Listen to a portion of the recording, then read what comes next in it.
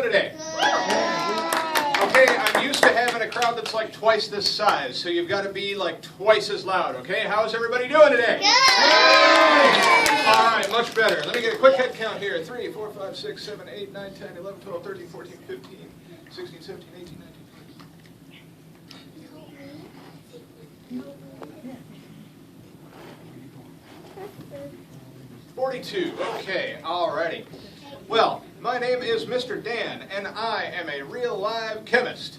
It says so right on my degree, and I should know, I wrote it there myself. I used the big crayon. Okay? No, but seriously, I am a chemist, and therefore I know how to do all of these things that I'm about to show you as safely as possible. Okay? For at least everybody in like the third row and back. No, but seriously, I know how to do all this stuff safely, so I want everybody to raise your right hand and repeat after me, okay? I. State your name. State your name. Do solemnly swear. To never try any of what I'm about to do, or what I am about to see at home. Or at anybody else's home. Or anywhere else for that matter. I will not burn my house down. Try to blow up my siblings. Or set the cat on fire.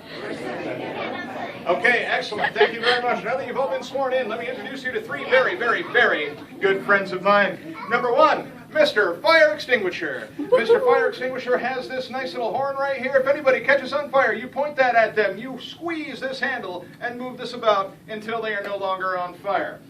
Friend number two, Mr. Fire Blanket. If anybody catches on fire, unfold Mr. Fire Blanket, which is made out of a fire retardant material, which means it will not catch on fire. Put him over the top of that person and pat them out until they are no longer on fire. And last, but certainly not least, we have Mr. Big Old Bucket of Water. I know it's kind of a long name. He's German. Anyway, if anybody catches on fire, just take that big old bucket of water and dump it over the top of their head so that it will put them out. I say these things not because I'm concerned with your safety, because you guys are pretty well safe. However, I am going to be setting things on fire and blowing stuff up.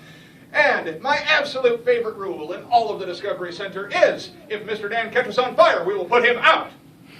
I want you to repeat that after me, please. If Mr. Dan catches on fire, we will put him out. Excellent. I have not been on fire for 34 years of my life, folks. I plan on keeping that streak going as long as humanly possible. Now, there may be a point during the show where I look as though I am on fire.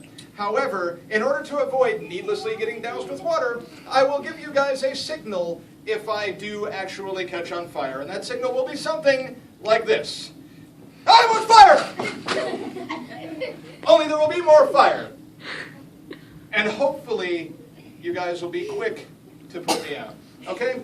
So without further ado, let's go ahead and get started. This show is all about gases.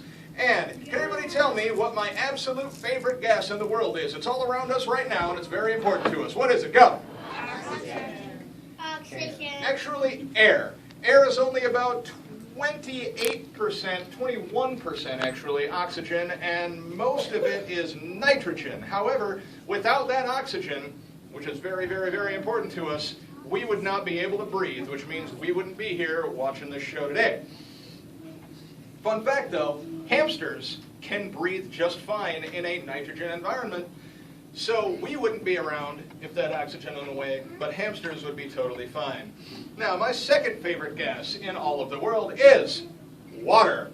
And I'm sure you guys are thinking, wait a minute, water? That's not a gas. That's a liquid, dude. What's going on here? Well, water actually exists in all three primary states of matter on Earth. Can anybody tell me what those three states of matter are? Go. Solid, liquid, gas. That's right. Okay. It exists as a liquid, much like this liquid water that I have in here in this bottle. It exists as a solid, much like your ice cubes in your ice cube tray at home. And it exists as a gas, as in water vapor, which is also kind of all around us right now. Who can tell me, when you guys go outside on a particularly overcast day and you look up in the sky, you see those white fluffy things floating around. What are those called? Clouds. Did someone say stoplights? What? No. Okay. Clouds, exactly. Clouds are made mostly out of water vapor, and I am going to make a cloud inside of this bottle. Now, in order to make something turn into a gas, generally you have to heat it up quite a bit. However, I don't have any major source of flame here, so I'm not really able to do it that way. However, I do have something even better. I've got a bike pump. And using this bike pump, I can actually push more and more air into this bottle. And as I do so, have you guys ever been in a really, really hot room without any air conditioning, and more people have been packed inside that room, and it starts to get hot, hotter and hotter and hotter? That's happened to you guys before, right? Mm-hmm. Okay, at least a few of you. Well, I am pushing more and more air into here, and that air is taking up more and more space and rubbing around against all those other air molecules, and it's getting hotter and hotter and hotter. So, when I remove this top here, instant cloud in a bottle. And you guys are all like, whoa, as though you've actually seen something interesting yet. But just wait, it gets so much cooler. Now, I often used to wonder exactly what it is that causes chemical reactions to occur. And it turns out that there are little things inside of all of the atoms in existence called electrons. And a lot of times those electrons are just kind of sitting there and not really doing a whole lot. For example, luminol in here, not really interesting, right? It's not really doing much. It's just kind of sitting here bored. You guys have all been bored before, right? Maybe you were sitting at home and your computer didn't work. You couldn't play Minecraft or whatever you play nowadays. Or, your TV was broken. You couldn't watch TV. That's happened to you guys before, right? So you've been sitting at home bored? Yeah? Quick tip, guys. When I was growing up, way a long time ago, we actually used to go outside to play. I know, it's crazy, right? But we didn't have, those laptops and cell phones with, internet on them and everything, or tablets and all that stuff. No, we actually had to go outside and make things up to do to have fun. We had baseball bats, and we would hit balls with baseball bats, and we would hit each other with baseball bats, and we would get hurt. But it was all fun. So I would encourage you guys to go out and hit somebody with a baseball. No, I would encourage you to go out and play with baseball bats. Okay, so anyway, this is luminol, and it's just sitting here and not really doing anything. Pretty bored. But what happens when your best friend comes over to visit on that bored day? You get pretty excited, don't you? Right? Yeah. Does anybody not get excited when their best friend comes over? Okay, I didn't think so. Well, I am going to put luminol's best friend in here with it. And we will see what happens when the electrons in luminol get excited. Boom. Pretty cool, huh? Now, you guys can't glow like that, but you still understand what it's like to get excited. And that basically is what causes most chemical reactions to occur. Electrons are just sitting there, really kind of bored, not really doing much, just moving around slowly, and then all of a sudden they see another atom, and those electrons start to get really excited, and they start to move around super fast. And the other atoms, or the other electrons in that other atom start moving around really super fast, and they get excited, and they're just like, hey, what's going on down there? We want to check this out. We want to play together. And all of a sudden, boom, those two atoms merge together to form an entirely new molecule. So that is pretty awesome. And fun fact, luminol is actually the same stuff that is in a firefly's butt.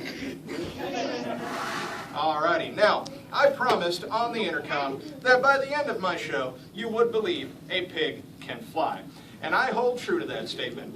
So, I'm going to put a little bit of ethanol in here. Ethanol is an alcohol. As you can see, it is a liquid. But what it really wants to be is a gas. So I put that in my cannon here. And I know that this is a cannon because it says cannon. Okay? And I am moving it around really fast because the more surface area I put on that liquid, the easier it can become a gas. And can anybody tell me exactly what the word is for when something turns from a liquid to a gas? It starts with an E. What is it? Evaporate. Evaporation. That is right. So I am moving this around here, trying to get it to evaporate and wasting as much time as possible. Alrighty, now I'm going to put that back down here, and I'm going to put my pig on top of this cannon. And I know that this is a pig because it says pig. Pig. Alrighty, so we've got our pig, we've got our cannon, and we've got my safety goggles. And we're not going to talk about the last time that I did this. Kind of like we're not going to talk about that little hole up in that ceiling tile right there. Okay, now, ready? 3, 2, you really want to see this? Yes. All righty. 3, 2, are you sure you want to see this? Yes. You guys are cruel. What did my pig ever do to you? And now you want me to shoot him off into space? All righty. 3, 2, 1. All righty. Now, thank you very much. Now, I don't know if you guys saw what was going on in here, too, but clearly that stuff is very, very flammable. Fun fact, ethanol is the exact same alcohol that adults drink to get drunk. Can you believe they would actually put this stuff in their body after you just saw what happened in there? Gross, right? So kids, don't drink. This public service announcement has been brought to you by me. Okay, so for my next trick, I'm going to do something that I like to call stupid. Okay? So remind me, what do we not do at home? This. Alrighty. Now, I have an air bladder here filled with hydrogen gas, and hydrogen gas is very reactive and very flammable. And I have this glass container here filled with our bubble fluid from our bubble window and our body bubble out there. Who's had a chance to play with those yet? A couple of you? All right, awesome. A lot of fun, aren't they? Alrighty, now, I am filling this up with bubbles filled with hydrogen gas. Okay, and this will be that point where it may appear as though I am on fire. Everybody remember the signal if I actually catch on fire, okay? Everybody ready? Yeah.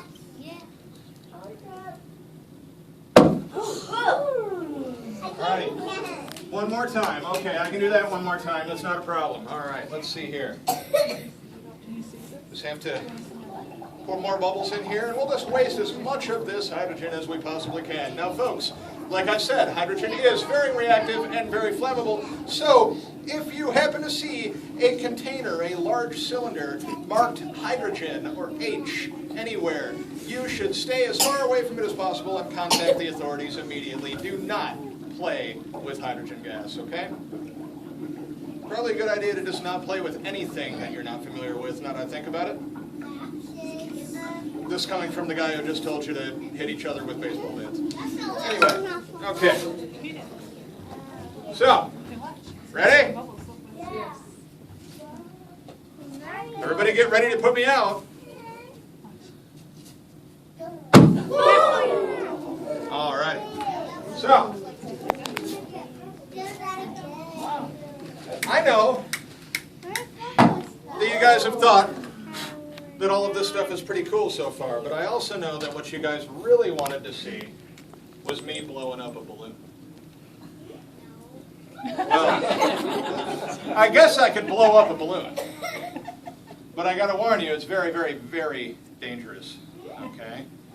Especially for these people right here in the front row, okay?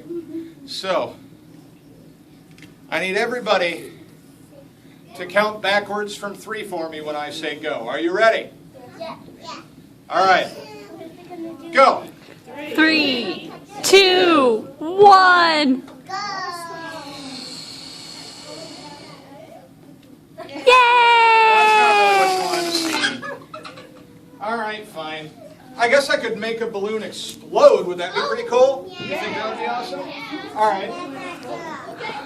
Well, I just happen to have another balloon here filled with hydrogen gas and another very special ingredient. Who here likes fireworks? Me! Alrighty, fireworks are pretty cool, aren't they? Well, in order to make all those different colors in the fireworks, they actually put different chemicals in those things that burn at different colors. For example, strontium, if you burned that, it would turn red. If you burned copper, it would turn kind of a greenish blue. And if you burn something that contains potassium, it would actually burn kind of a purple. And that is what I've got in here. So hopefully we will see some purple fire today. Now, before I do this, I want everybody to make their loudest explosion noise for me. Go! Alrighty, word of warning, folks. This does make a very loud noise. It will explode. So anybody who is nervous about loud noises or explosions, now would be a good time to head out that door. 5, 4, 3, 2, 1. I'm going to assume that everybody here is okay with loud noises and explosions. Cool. Well, I'm not, so you guys have fun.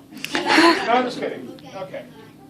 Turn on this light here so that we can see that purple fire. Now, I do want you guys to, at the very least, kind of plug your ears just in case it gets too loud, okay? So, is everybody ready? Yes. I couldn't hear you. Yes. All righty. 5, 4, 3, 2, 1. All righty, now, way back, when they tested the very first hydrogen bomb, they had no idea what was going to happen. They were afraid that it would ignite all of the oxygen in the atmosphere and get rid of it so we wouldn't be able to breathe anymore.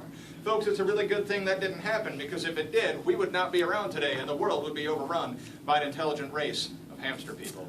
I'd like to thank you very much for coming out to the Discovery Center today. Without you guys coming out to see this, I wouldn't be able to do this, and doing this is awesome. So thank you very much. Have a great day.